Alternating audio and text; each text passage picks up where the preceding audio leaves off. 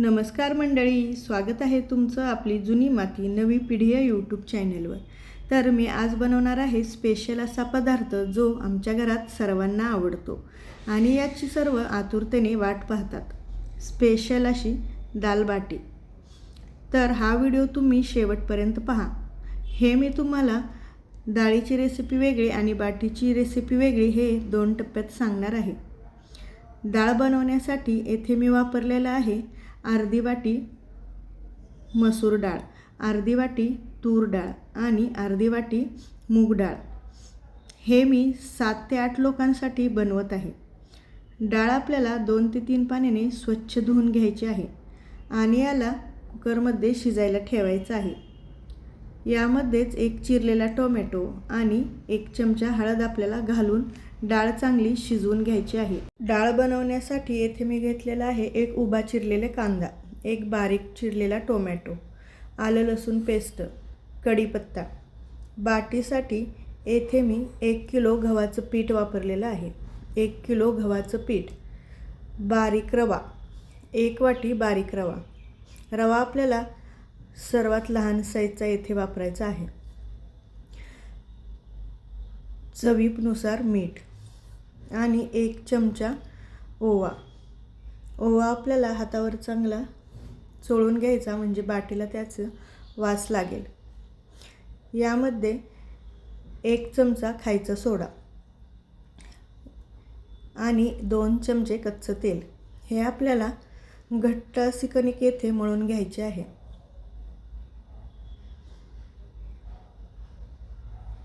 कणिक चांगली घट्ट मळून येथे घ्यायची आहे।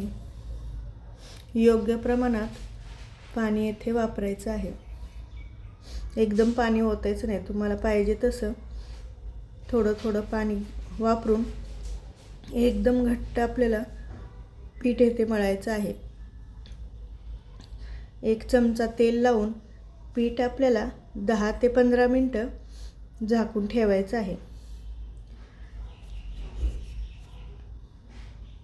डाळ आपली येथे चांगली शिजलेली आहे। हे पहा, याला चांगलं रवीनं गरगटून घेऊन फोडणीची तयारी करूया। भांड्यामध्ये 3 ते 4 चमचे तेल। तेल चांगलं गरम झालं की यामध्ये जिरे आणि मोहरी, जिरे मोहरी चांगली तडतडली की आलं लसूण पेस्ट, आलं लसूण पेस्ट चांगली लालसर होईपर्यंत भाजल्यानंतर उभा चिरलेला कांदा, कांदा चांगला परतून घ्यायचा आहे। त्यानंतर कढीपत्ता, कढीपत्ता मी नेहमी कांदा भाजल्यानंतर टाकते। 1 चिरलेला टोमॅटो, कांदा आणि टोमॅटो आपल्याला चांगला गाळ होईपर्यंत येथे भाजून घ्यायचा आहे। यामध्ये अर्धा चमचा हळद, लाल तिखट, काश्मीरी लाल मिरची पावडर, तुम्ही कुठलीही घरगुती बनवलेले लाल मिरची पावडर वापरू शकता, अर्धा चमचा हिंग।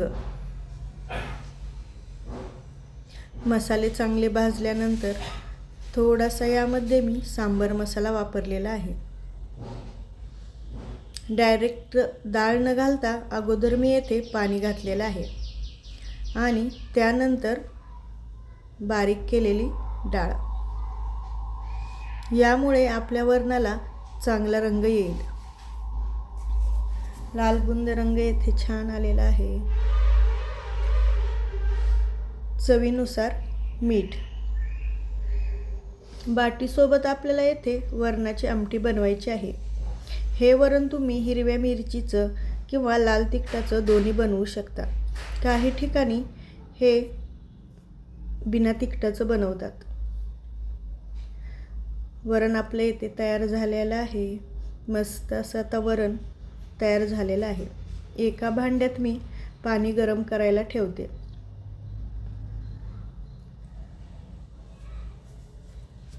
पाणी इकडे गरम होते तोपर्यंत आपण बाटी बनवायला घेऊया। 15 मिनटं ठेवल्यामुळे पीठ आपलं चांगलं भिजलेलं आहे. याचे आपल्याला लांबट आकाराचे गोळे बनवून घ्यायचे आहेत.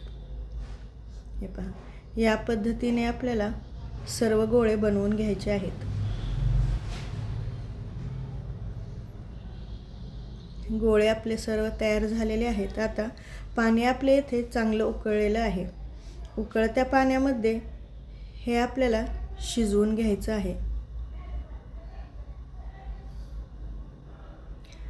या पद्धतीने सर्व गोळे मी शिजायला घातलेले आहेत. हे शिजल्यानंतर आपोआपच वरती येतात. वरती आलं की समजून जायचं की आपले हे व्यवस्थित गोळे शिजलेले आहेत. हे पहा, हे तुम्ही चाळणीवर वाफवूनही घेऊ शकता, पण मी नेहमी हे शिजवून घेते. कढईमध्ये पाणी उकळायला ठेवून वरती चाळणीला तेल लावून त्यामध्ये आपण हे वाफवूनही घेऊ शकता. जसं आपण मोदक बनवतो त्या पद्धतीनेही आपण बनवू शकतो. याला थंड व्हायला ठेवून देऊया. थंड झाल्यानंतर याचे गोल आकारामध्ये काप बनवून घ्यायचे आहेत. हे पहा, ही अगदी सोपी पद्धत आहे. लांबट आकाराचे गोळे केल्यामुळे पटकन ते शिजतात. कढईमध्ये तेल मी गरम करायला ठेवलं आहे.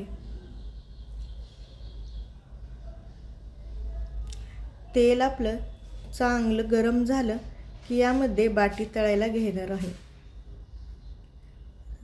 बाटी आपण तळायला सोडत आहोत. तेल मात्र चांगलं कडक करून घ्यायचं आहे. तेल योग्य प्रमाणात तापलेलं असलं की बाटी आपली चांगली कुरकुरीत होते आणि त्यामध्ये तेलही बसत नाही.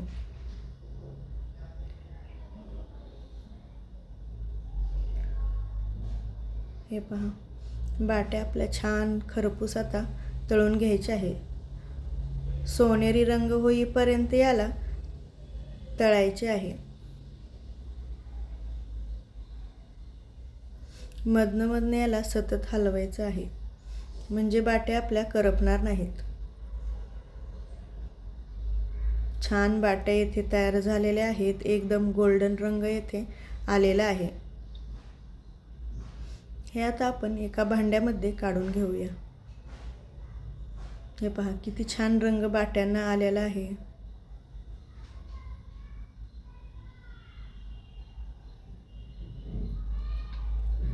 या पद्धतीने बनवल्यानंतर बाटी आपली छान होतात.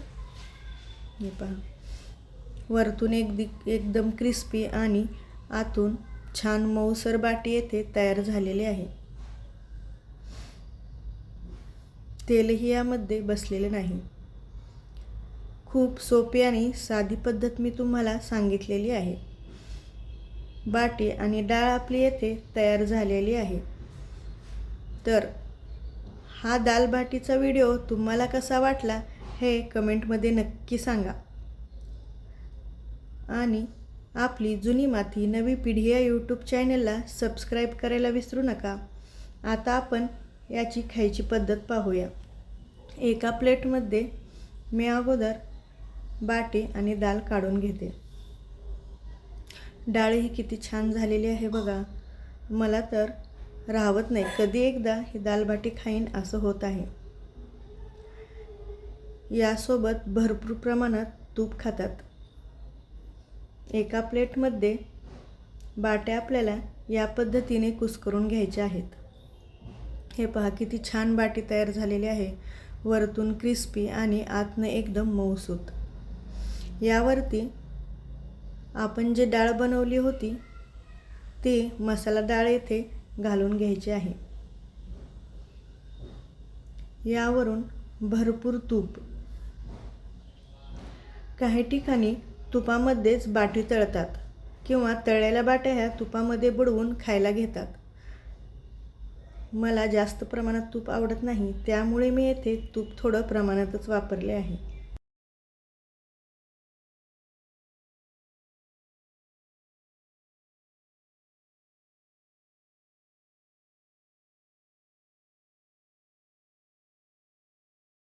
या पद्धतीने दाल बाटी नक्की करून पहा. धन्यवाद.